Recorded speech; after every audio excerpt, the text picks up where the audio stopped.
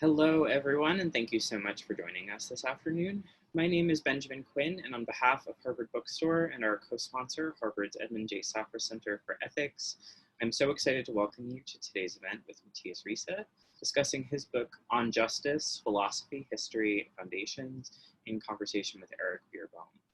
Today's event is part of Harvard Bookstore's Ethics in Your World series, presented with Harvard University's Edmund J. Safra Center for Ethics, featuring leading thinkers taking on tough problems that matter to us all. Though we remain digital for the time being, we have a full schedule of events, virtual events in the coming weeks as part of this afternoon series and others. Next Friday, October 16th, UCLA's Eddie R. Cole joins us for a discussion of his latest book, The Campus Color Line, College Presidents in the Struggle for Black Freedom, in conversation with Khalil Gibran Muhammad. For today's event, we will conclude with some time for your questions. If you'd like to ask the speaker something, locate the Q&A button wherever it may live on your Zoom display, where you can submit all your questions. We'll get through as many as time allows. If you go to the chat section of this presentation, I will shortly be posting a link to our website where you can purchase your copy of On Justice. If you already have a copy of the book or would like to contribute to this series and our store in a different way, I'll be posting in the chat a link to our website's donation button. We greatly appreciate any and all support you were able to extend to us at this time. And lastly, as you may know, if you've participated in large virtual gatherings lately, technical issues might come up. We apologize in advance for that. If any technical glitches do occur, we will do our best to resolve them as quickly as possible. And now I'm so pleased to introduce today's speakers. Mathias Risse is the Lucius N. Littauer Professor of Philosophy and Public Administration at Harvard University, where he also serves as the faculty director of the Carr Center for Human Rights Policy. He is the author of and contributor to several books, including On Global Justice and Global Political Philosophy, and has written and published scholarship addressing facets of global inequality, the history of ethics, German philosophy, and many other specialties. Eric Beerbohm is professor of government and faculty affiliate in the Department of Philosophy at Harvard University. He is the author of the book, In Our Name, The Ethics of Democracy, a very timely book which examines citizen responsibility for injustices, as well as a completed manuscript and forthcoming book project, which address different facets of democracy, campaigning, and political ethics. Today, they will be discussing Mathias's latest book, On Justice, an interdisciplinary, border-crossing, and cross-cultural meditation upon the empirical and philosophical origins of justice, which Daniel Bredney of the University of Chicago calls insightful, incisive, erudite, and philosophically fascinating. Offering a vigorous and expansive background of scholarship, Risse's achievement spans huge tracts of time, historical epics, and schools of thought. On Justice offers a refreshing and deeply urgent consideration of the core notion of justice, not just its various principles and the history of its application. I will end with this observation from Lee Warner, who would like us all to know that, quote, this book will richly reward everyone contemplating how humans should live together. We're so honored to host this event today. Without further ado, I will now turn things over to Mathias and Eric. Thank you so much, Benjamin. And it's really great to be here and to see this book on justice grow up over the past many years, to see the epiphanies that I think led to it, which we can perhaps get into. Mathias quotes Robert Musil, who writes, "It is difficult to do justice to justice with brevity, but I think that given the range and ambition of the book, it is quite economical. You have to judge it by the standard it sets for itself. The book steps back and doesn't offer new pet principles of justice, but rather says we should take a wider aperture and ask about the concept itself as it's globally understood." And I just want to flag two things, one of which Benjamin already did about this magisterial work. First, as you'll see by the reviews, early reviews, it's been called panoramic grand synthesis, a wide aperture. And I sometimes tease Mathias that he grew up only within an hour of Leibniz, the greatest kind of systematizer of metaphysics. And I think that Mathias, when he thinks in the realm of the global and the normative, share similar ambitions. But despite its range and the account of the grounds of justice, which we're going to talk about, it also tells a story. It tells the story that Mathias calls the grand tale of humanity, and it makes it something much more of a page turner than your even great works of philosophy, right? It brings you along through the synthesis, starting before Plato, but going through Latin American, African thought. It truly lives up to its global name in that way. And in particular, chapters on racial justice and white ignorance stand out right now, as even though the book goes back many years in production, it at moments is incredibly prescient. And we'll talk about those, but I feel like the first question I need to ask Mathias is why this book and why now? Yeah, thank you, Eric. So first of all, thank you, Eric, for being here, having this conversation with me, and also thank you to the Harvard Bookstore for kindly hosting this event today.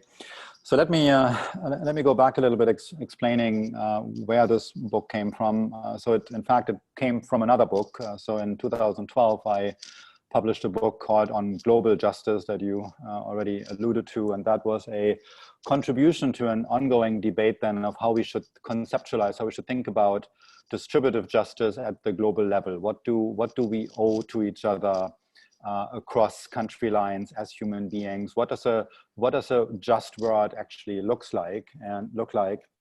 And there were various kind of bookend positions to this debate. One of them was a very sort of progressive cosmopolitan position that said, well, if you think about justice, what we owe to each other, distributive justice, it's really a matter of humanity as a whole. So justice ties us together indiscriminately at the level of humanity, and states are kind of something between an aberration and a pragmatic organizational tool.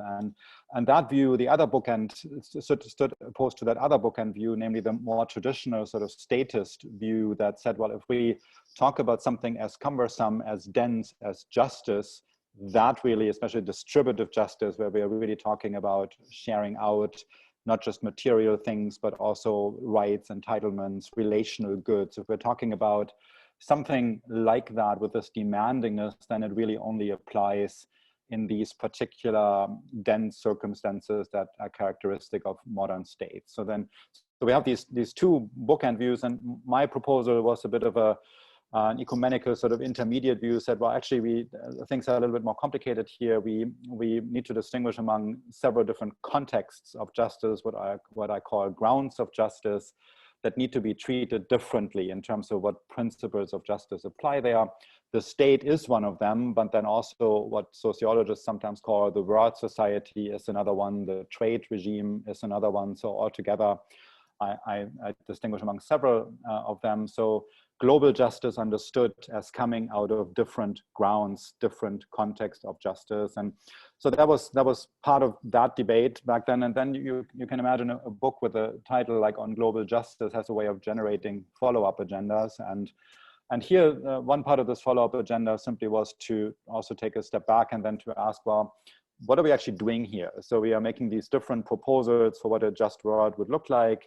So one aspect of what are we actually doing here is, what are we talking about? What is justice? What is the concept of justice? So before, in a way, logically, before you can make a proposal, this is how I think about what a just world would look like. What is this debate about? What are we talking about when we are talking about justice?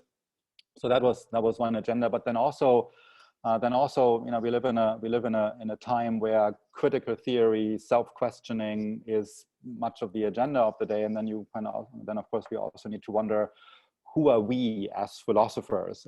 Who are we maybe as white guys talking about this subject? Right. So in a way, what is the sociology of the field here? What is the role of political philosophy here? And that's why the book then basically falls into these three parts. And part one is about political philosophy, articulates different versions of how people have thought about what political philosophy is, what political philosophers do. The second part then is this narrative where I'm fielding this proposal of how to think about justice, specifically distributive justice. And I'm trying to tell a story about how this is really something, the concept of justice really picks out a human concern, something that comes out of our deep evolutionary past, the kind of concern that arises about human relations overall, how we live together in political structures.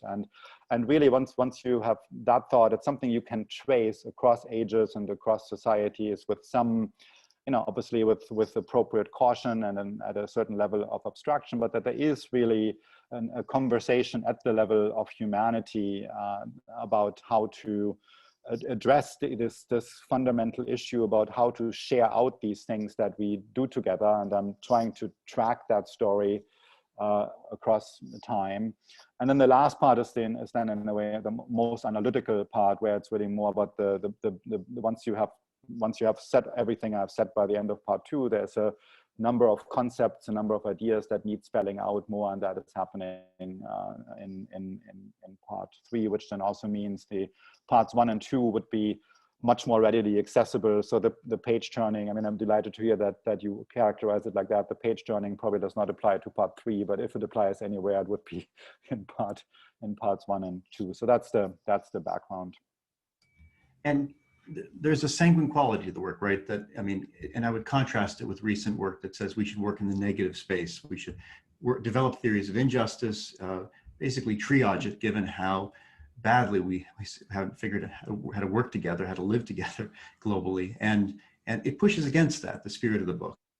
Maybe you could say more about why should we work in the aspirational space and not the negative space as philosophers. Yeah, in response to that, let me maybe take a step back to look a little bit at the overall debate here around justice. So in contemporary political philosophy, the notion of justice has a bit of a peculiar standing. So on the one hand, there has been no single period in the history of thought, of a 50-year period in the history of thought, where where the notion of justice, distributive justice in particular, was so central as it's been in the last 50 years. And that is very much due to the publication of John Rawls's theory of justice in 1971. So John Rawls, one of our distinguished predecessors at Harvard University, publishes this book, and it's basically a total agenda setter, a game changer. It's a new way of thinking about political philosophy. It's a revitalization of political philosophy. And it triggered a lot of reaction. So it created a lot of followership. A lot of people were intrigued by this, and they worked with it, they applied it, they studied under Rawls. So Rawls became influential, not just for writing, a hugely magnificent and hugely influential book, but also because he attracted a lot of talented people to work with him in the Harvard philosophy department. And people worked with this idea, sometimes just straightforwardly applying, sometimes also just staking out competing positions and finding that all sorts of important topics were neglected and needed to be added. So, but that's how the term, that's how ideas around justice became so central in the last half a century. But then there's also this, especially in the last 20 years or so, there is just this massive reaction to that. So a kind of negativity that isn't, the kind of the good sort of trouble, as John Lewis liked to say. Right, so but it's about just kind of dismissing this whole enterprise, right? So it's dismissing this whole project of making distributive justice central, and it ranges anywhere from this is neglecting too many other issues, this obsession with justice, this obsession with the Rawlsian corpus is neglecting too many other issues, to really very, very intriguing, but then also just strong concerns like Jacques Derrida articulating, the view that once you work on matters of justice, you are really codifying power. You are kind of selling yourself out to the side of the powerful. And so basically then saying that there is this whole line of production that says political philosophy goes entirely the wrong way. One other facet of that is, that's probably maybe the most dominant one these days, is that people said in particular about this whole distributive paradigm that seems too much like we're talking about stuff, and we're not talking about things that we should really be concerned about, like how people are faring in relationships, how political arrangements are organized in such a way that we have mutual recognition. So that was all articulated, and so in that sense, basically in the recent past, we have this massive negativity. And then also, something else that's been happening is that as we move on in history, so Rawls died in 2002. As we move on in history, there's also a lot of historicizing, contextualization, people who come, I mean, in a way, our generation, yours and mine, Eric, we already kind of post-Rawls, right? You and I have never had much, we didn't sit at his feet, right? This was just not part of our story as it is for most people who are just 10 years older in the field. But people who come now, for them, Rawls is a historical figure, not quite as far back as John Locke, but it's a historical figure. So all of that's going on. And what one thing that I'm trying to do here in this book is to say, look, there's actually that is one thing that Rawls did get right, that he made distributive justice central, that the question about how we are sharing out things that become possible through human cooperation in society and in broader context, that is utterly central to the political, and it just needs to be developed in the right kind of way, in a plausible kind of way, to have responses to these concerns. And that's one thing that this book tries to do. They would joke sometimes that at Harvard you had Rawlsians, John Rawlsians, and Jack Rawlsians in levels of piety, right? I think that was Jerry Cohen's joke. And there is an important way in which you're, I think, allied with Cohen in his treatment of Rawls and his critique, which is he asked, if you're an egalitarian, how come you're so rich? And he asked it, Jerry Cohen, in a very personal way. And you're on Justice asks, if you're a theorist of justice, what does that actually mean for your life, for your politics? Maybe you can say more about that theme of how, I mean, of course, you have a picture of what philosophers should be, global discussants. But you also have, I think, a hazard of hypocrisy that, of course, any citizen faces. But it seems like it's faced with greater acuity in this, the role of the philosopher you're imagining. Yeah, so that does lead back to the question of what are we doing, right? So isn't this presumptuous, right? That you think you go to school for a number of years and in the end you're writing a book and as you call it on justice and you're handing something. So what is the, so it's where on the spectrum between presumptuous and pointless is this located, right? So this is and especially I of course I got this in full force since my earlier book was then on global justice, right? So here you are somewhere in the northeast corner of that one particular continent, and you're writing about everybody, right? So what can you what to do about this? And so I've responded to that in different ways. So for one thing, I on a practical level, I think, so we're talking about global justice, other people are talking about global justice, and it is important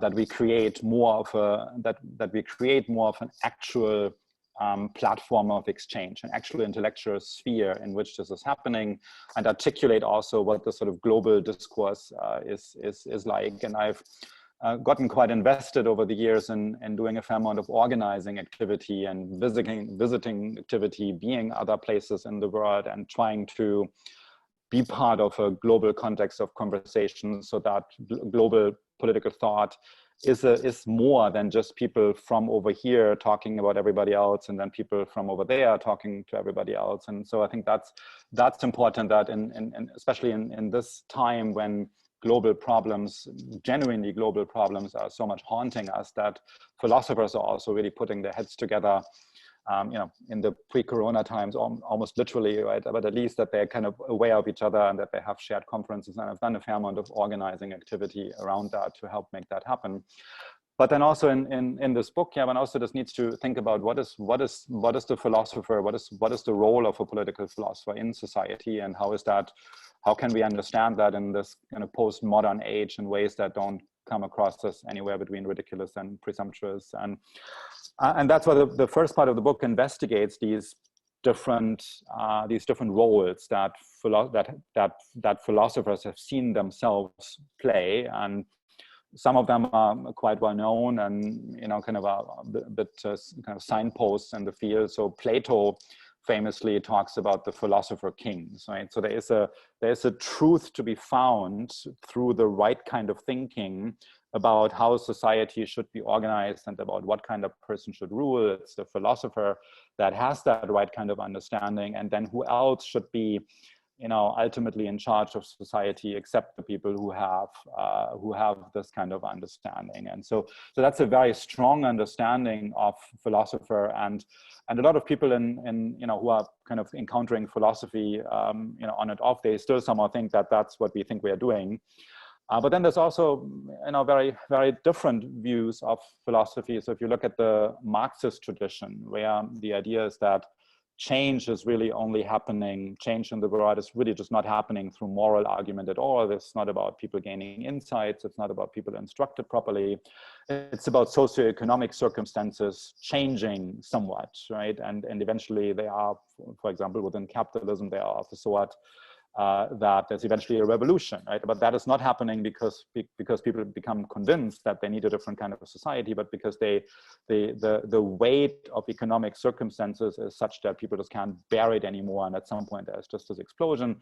So what's the role of a thinker, of a philosopher in that context? Well, it's kind of what sometimes is called an obstetric function of political thought, where you just kind of can help along developments on the margin, but you are really not driving them, and you don't have special insights to contribute. And so there's a number of other understandings of what political philosophers can do. And Rawls, one thing where I think that John Rawls is going to be a timeless thinker and really lined up with the greats of the field, also historically speaking, is that he had a particular understanding of philosophy, of political philosophy, a role that political philosophy plays in society, that I think is quite intriguing, underappreciated, very timely, and I hope that eventually will win the day. And that's what I'm also trying to articulate, namely, you think of society as populated by people with different moral outlooks, what Rawls calls comprehensive moral views, right? So these are, think of religious views, right? Judaism or Catholicism, Islam, and then also views Hinduism, Buddhism, secular liberalism as a worldview. So these are these comprehensive doctrines, and many people have them, some people don't have them.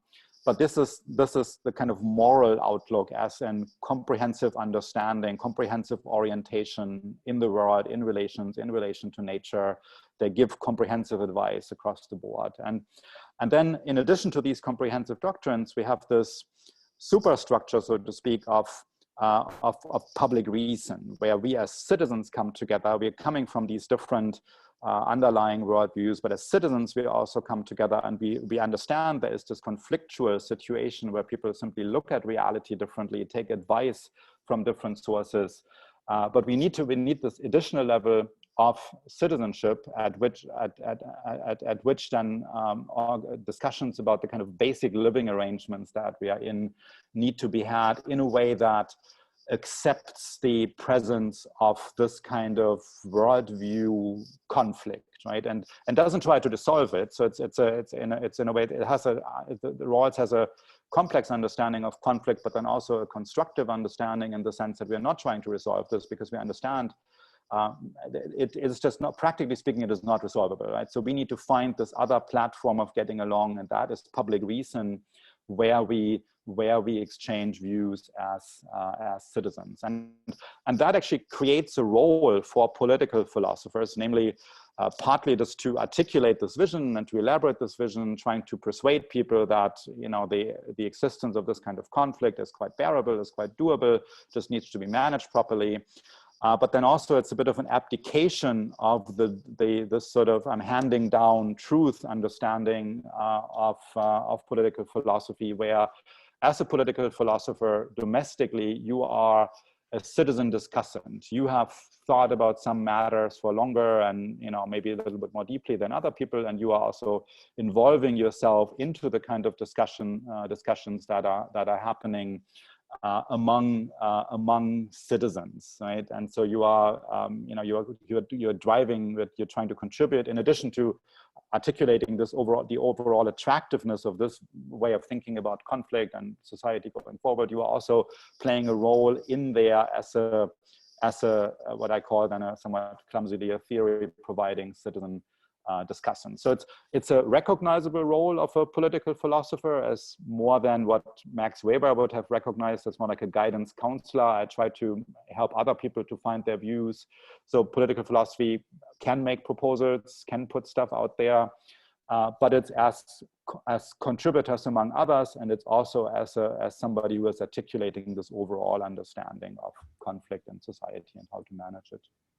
And the later roles like to say that the politician looks to the next election, the statesman looks to the next generation, and the philosopher looks to the indefinite future. So he had that very wide longitudinal angle. But I see what you're doing is then, but broadening the conversants, the number of conversation partners. And I thought that you might speak in particular to one of, I think, Rawls's greatest critics, Charles Mills, who plays a really important role in this book in the discussion of white ignorance. And so in that sense, are you revising that picture of the philosopher that Rawls gave us? It seems like you importantly are by stretching it in the global sense, not just in the time scale sense. Yeah, thank you. So Charles Mills is a philosopher at City University in New York currently, and he, to my mind, is one of the central figures to where the political philosophy discourse is at the stage, and for two reasons. And one of them is he has done really more work than almost anybody to just make us become aware of how that topic of racial justice as opposed to other versions of justice that have been on people's radar has been neglected, and how in particular it has played a fairly low-level role in the whole Rawlsian field of production, and therefore, because of the dominance of the Rawlsian field, has been neglected really at a larger scale. And so, and thereby really contemporary political philosophy is lining up with several centuries. So this whole period of Western domination in the world is also one of philosophy basically implicitly this is doing a mixture between either just not taking on these subjects of racial justice, of Western domination, of white supremacy, either just not taking that on, or explicitly and implicitly contributing to the sense, so that you basically, as somebody who gets into philosophy, you go through this brainwashing process of looking at an intellectual world that just doesn't have room for these topics. So that's one relevance of Charles Mills. And the other aspect is he is also super critical and justifiably critical of the sociology of the field, right? So, and how things work out, how they work in philosophy departments, who is attracted to become a philosopher, who is clearing philosophical bars, and then basically pointing out, look, there is a underrepresentation of philosophy is a huge issue. Underrepresentation of minorities is a huge issue for philosophy, and that leads to this phenomenon that he calls white ignorance, that that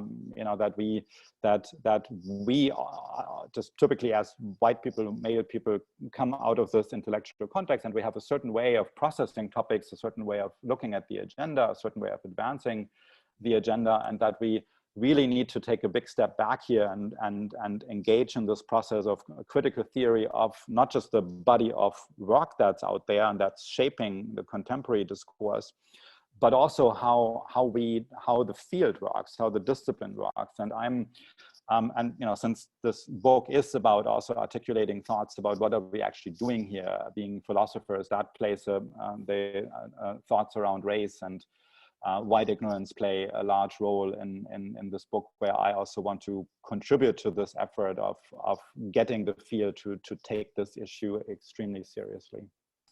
And that's one way you're broadening sort of imaginary space, but also I think it's Nagel who says, that we have to, in political philosophy, imagine the moral future. But you do that by this genealogy, by this tale of humanity in the second part of the book. And why do you need that? What does it do to connect in a global sense? Going, as I said, before Plato, but you said there's this watershed moment in the Republic when you see distributive justice becoming crucial because labor starts getting at least imagined to be divided. And you mark that, but then you put that in conversation with Confucian work, with African political thought. So you want to weave this together. And so what does it make possible for you to claim at the end of it that without that kind of tale, you wouldn't be able to do. Yeah, so the middle chunk of the book is basically a narrative about the history of political thought with a history of political thought as it's concerned the notion of justice over the centuries and across cultures, and it is an admittedly ambitious project to do that. So the point there is to say there is this genuinely recognizable human concern connected to the notion of justice, namely how we share what's an appropriate place for every person in what we do in society. We are producing, building, maintaining things in society, and we can do that because human beings have very distinctive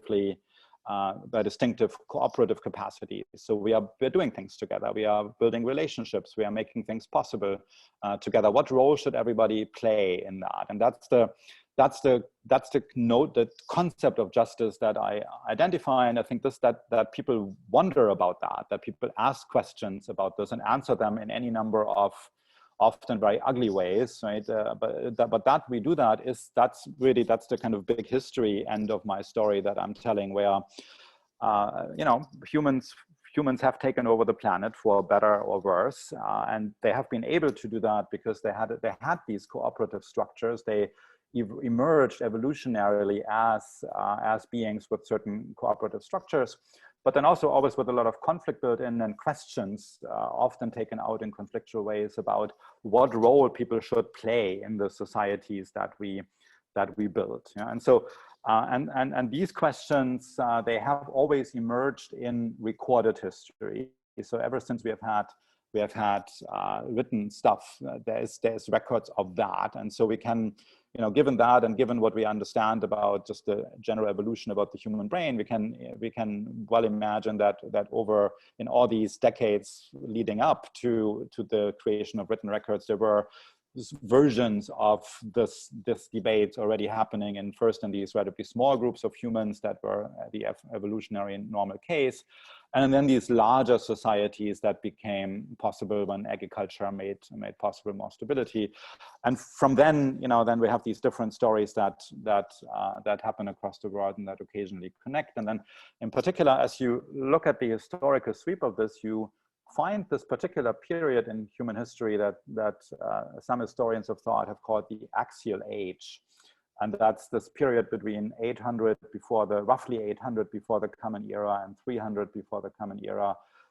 The boundaries of that are not really terribly important, but what is striking is that then in different parts of the world, we are getting the origins of philosophical thought. So Plato in Greece is roughly a contemporary of Confucius, and so there are several other figures, right, at this time that we still know, and that's by itself quite remarkable. Speaks also to what some historians have called the loose human web that we have had even as humanity is spread across the globe. And then there's these various kind of crystallizing points in this thought about how should we think about sharing out what we do together. And Plato's Republic in the Western tradition is a stage setting work because it just brings this agenda. It formulates this notion of justice that then has resonated through the ages, that justice is about everybody in society kind of doing their own, right? And then this question is what is their own? So we are asking about that, and we are disagreeing about that, but the agenda is there now articulated explicitly, that it actually makes sense to ask that question, that for each person there is that, right? There is something that is theirs, and we can inquire about that. And Plato invites us to do that. That is the relevance of Plato's Republic for this overall narrative. And then, then there's a lot of other things happen. So sorry, to come back to your question about why would one look at this history in the first place. So I'm looking at this history and I'm identifying what I call these points of orientation, right? Just the important contributions to this debate that tell us what this debate about, a recognizable debate about justice across the ages and boundaries has been about. Why be interested in that? Why not just say, here's how I think we should live together?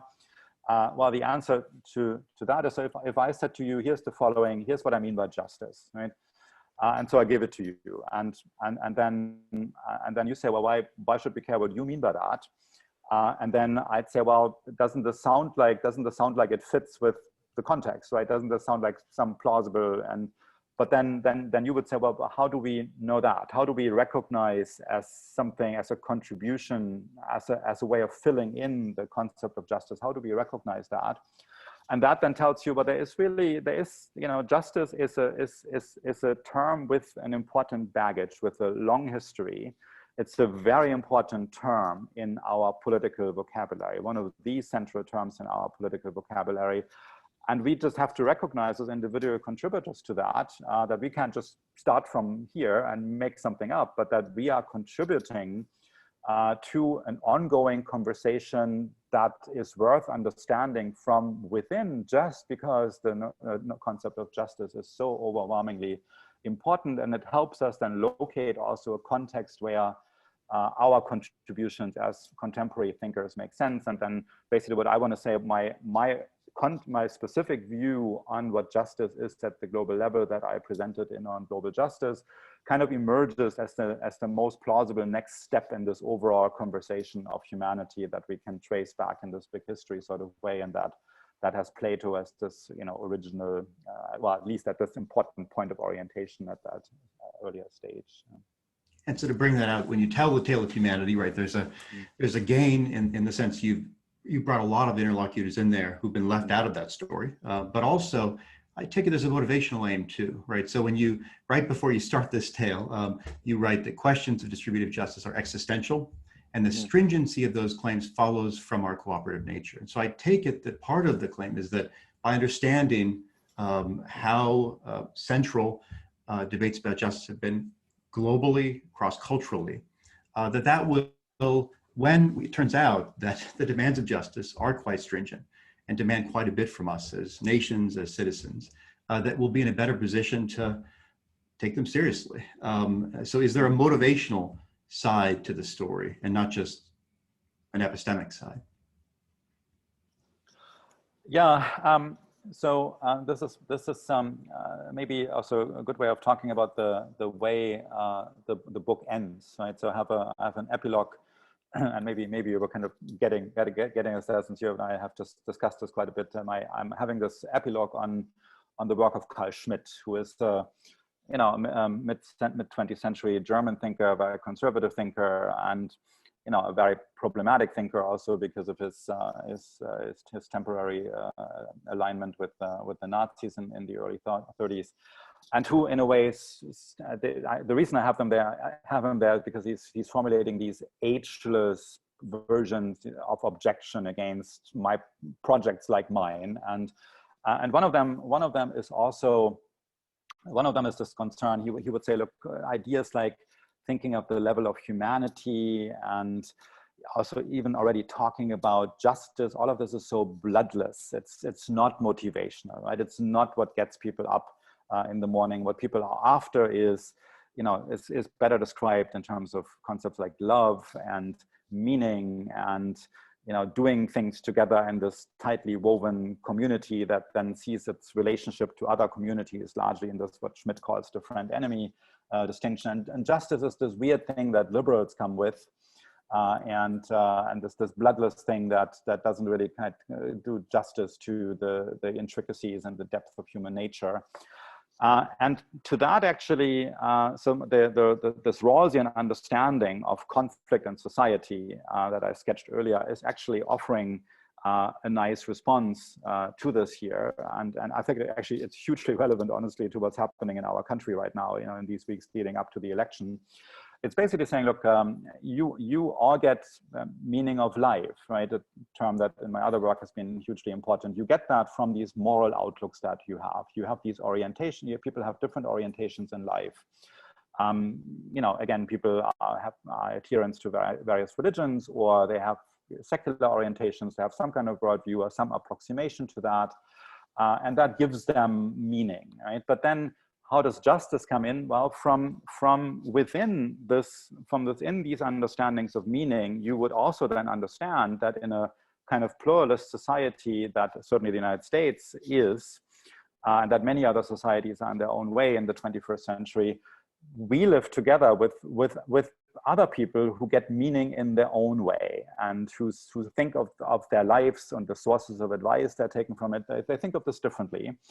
But we all must also fundamentally understand that the kind of freedom that we have to find meaning in this way and to follow advice in these ways depends on us also granting that to other people. We are interconnected in that way. We will not get anywhere. We're not going to resolve these issues. We're not going to, we can't be engaging in eternal war, trying to drive people into extinction who don't agree with us. So we have to add on, in a way, justice as, to your understanding of meaning, add this commitment to justice in society as something that is required so that we can pursue our own understanding of meaning, which is possible only if we let everybody else, well, not literally everybody, but a lot of other people, those who are what Rawls calls reasonable, willing to engage in this and willing to accept a society and advance a society like this. And so in that sense, then you have the meaning of life, the comprehensive doctrine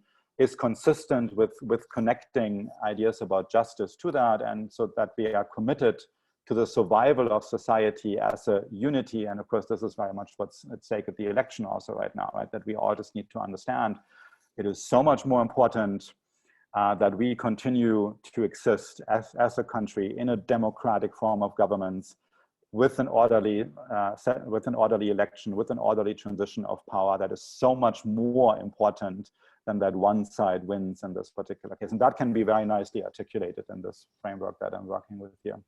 And I can reveal that some years ago when we workshopped the book, people were asking, why Schmidt? Why end with Schmidt?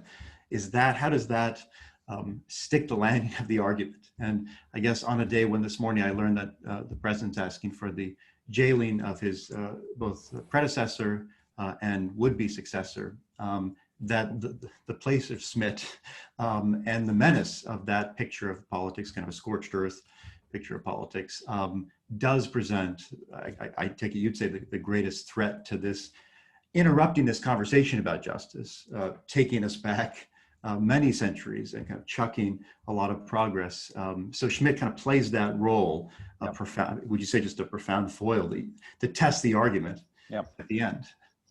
Yeah, and we have to take that seriously. We have to take those thoughts seriously. We have to take intellectuals that disagree with the liberal outlook, that disagree with that in good faith. We have to take those seriously, and we have to, this is really kind of a point we inherit from John Stuart Mill. We have to engage with thoughts, and we have to win struggles not by oppressing people, but by engaging them. Again, all good faith, people who come in good faith need to be engaged, and we need to then show, here's how we respond argumentatively, and then we have to hope that that discourse wins over, but we are not getting anywhere if we're just talking to each other, which is also true in a kind of interdisciplinary way, right? So one thing that I'm also trying to do here with this book is to say, even though I come from philosophy, I've learned so many times in my intellectual life that philosophy only helps you so much, right? Then you need to engage with other fields, with sociology, with economics, with political science. And everybody whoever goes into a PhD program is basically going through a program of brainwashing in a way, right? That you're seeing the world a certain way, that problems appear to you in a certain way.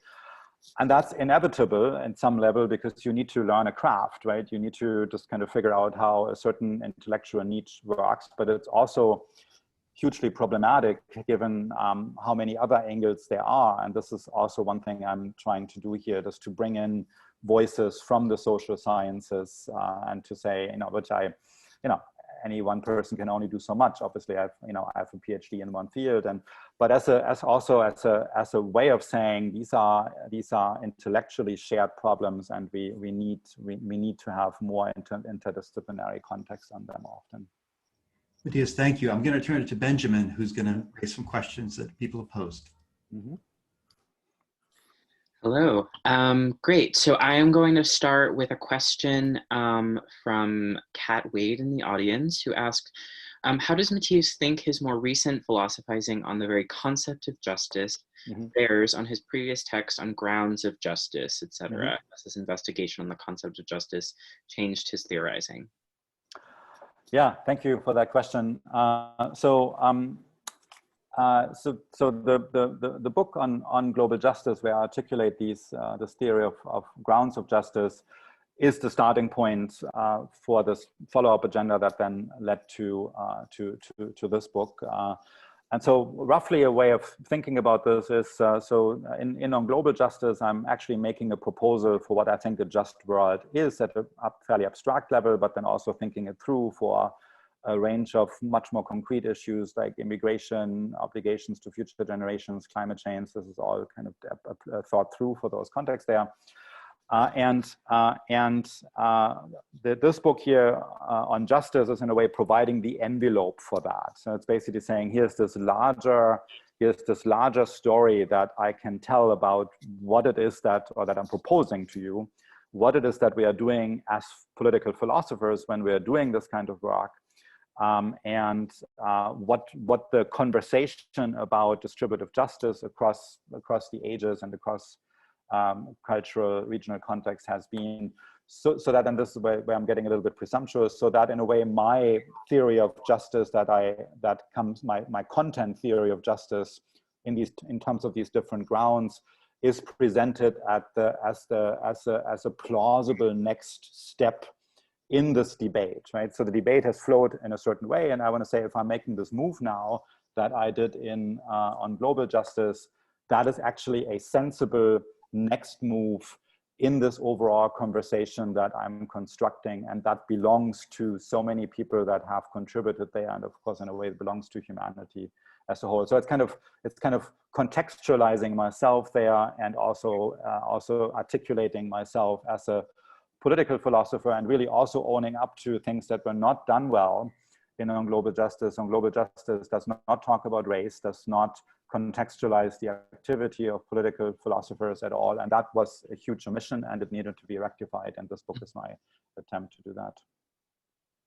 Great, thank you. So we have a wonderful question from Arthur Applebaum in the audience, and I'm just going to kind of read the sort of preamble to the question. So, the response of Rawls and many of the other Jack Rawlsians to the challenge of justice as fairness and later political liberalism overlooks injustices of great importance raised, say, by feminists or societies opposed by colonialism or by racial minorities, has typically been one of accommodation and generous incorporation. Rawls's response to Susan Oken's important work, for example, is characteristic of this move. Do you think that Rawls's theory is sufficiently capacious and abstract to absorb and adequately accommodate these critiques, or are Rawlsians open to the charge of, quote, not getting it, unquote? Well, I mean, if phrased like that, I mean, in a way, both, right? So I think. So about the non-getting it part, I think this is something. I think this is very painful. I think for the field of political philosophy right now, it is painful for people to deal with this, to kind of look back at decades of a topic being neglected. Also, people from minority communities, women, feeling like philosophy is not a home for them, right? And so.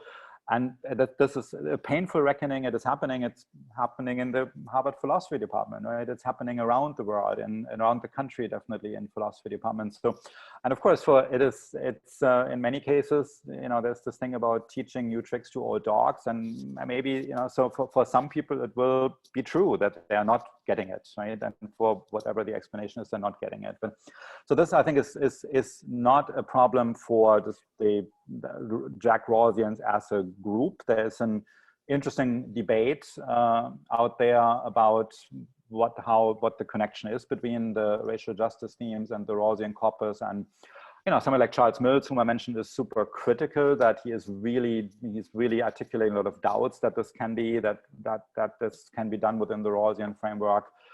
Here at Harvard, Tommy Shelby in the philosophy department has been doing that kind of work of articulating of articulating the relevance of racial justice in a wonderful book on dark ghettos that was just published a few years ago. So I think the positions are both there, but on balance, I would think the Rawlsian corpus, I would think, can be supplemented the way Tommy does. It will be part of the Rawlsian corpus going forward. What I'm mostly, so I'm a Rawlsian in a domestic sense, and where I'm then differing, or where I'm just doing something else. The focus of my work is at the global level. So I articulate views then also about white supremacy, colonialism, imperialism at the global level, and Rawls didn't really have terribly much to say about that. So that's really where, you know, as much as I'm somewhere in the house of Rawls, I'm trying to work on a bigger house where Rawls is kind of in a couple of rooms, and then we need to do other things at the global level. But like Tommy Shelby and your fellow travelers, in the sense that the way you have broadened the number of people involved, right, both on the social science side, on cross-cultural philosophy, there is a common repurposing, showing that the foundations that Rawls laid have tremendous potential, that we're capable of getting it, right? That's part of the project. It seems like in that sense that you and Tommy Shelby have been really important parallel paths. Yep. So looks like we just have one more question, and so feel free, anyone in the audience, to submit more. Happy to go through those as well. And this next question seems to kind of look more at specifically justice in America, which I know is sort of a pressing topic for many people at the moment, and kind of thinking about the structure we've built in our specific nation for kind of doling out justice. And I think if you could sort of talk a little bit about like the American lens you've sort of maybe explored in your book, if possible. So the American lens. Okay, so let me say two things about this. So I'm coming from a tradition of Western philosophy. It's largely Anglo-American, but also German philosophy. So these are my starting points, and I'm coming from there, and I'm broadening from there into a more global context, what I call the world society context, and I'm doing that in a way that tries to articulate also a lot of prejudices that I think, so a lot of critical theory, a lot of self-criticism of how we are doing that. So I'm not doing a kind of comparative work where we're saying there's this.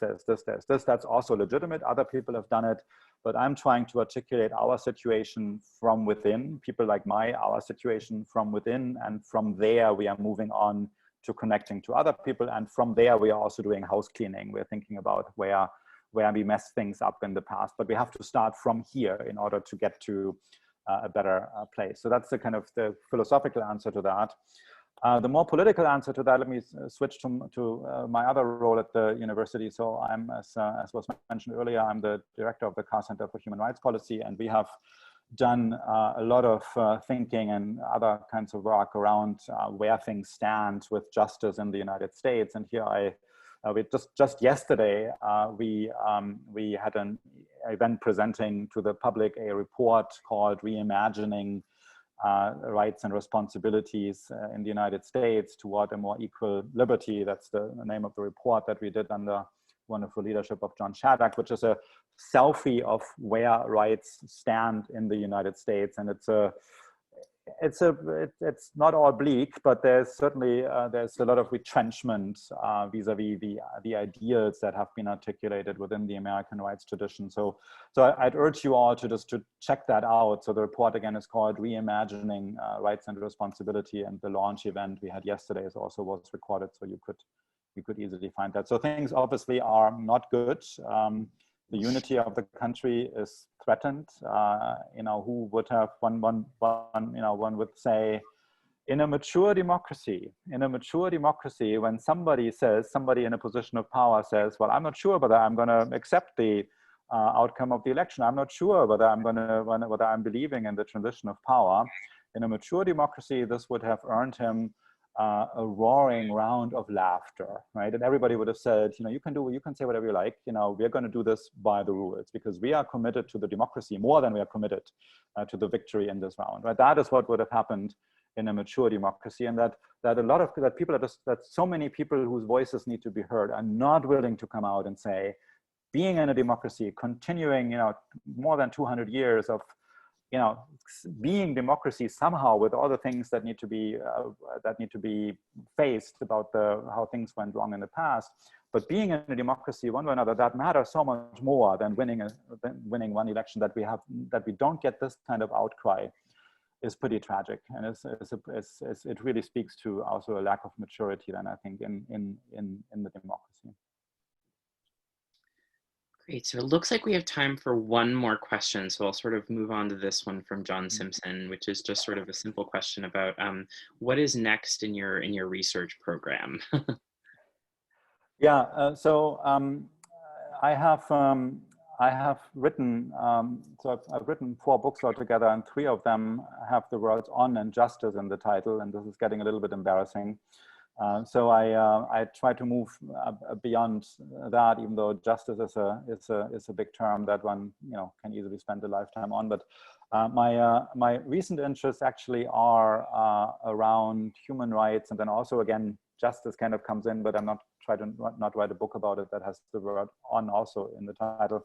So it's about how traditional philosophical questions about human rights, about justice, about meaning of life, also how they transition into a digital age. So the working title of that new book that I'm writing is "Being Known," on the nature of humanity in digital life worlds. So a lot of things need to be re-articulated in these digital life worlds that we occupy, with this abundance of data, this abundance of control mechanisms in which we are known in very different ways. That's why the working title is "Being Known," and so really just kind of bringing a philosophical agenda and a human rights agenda that has grown up in the only kind of world that we have known so far, the analog world, to bring that into an increasingly digital world that might bring all sorts of fascinating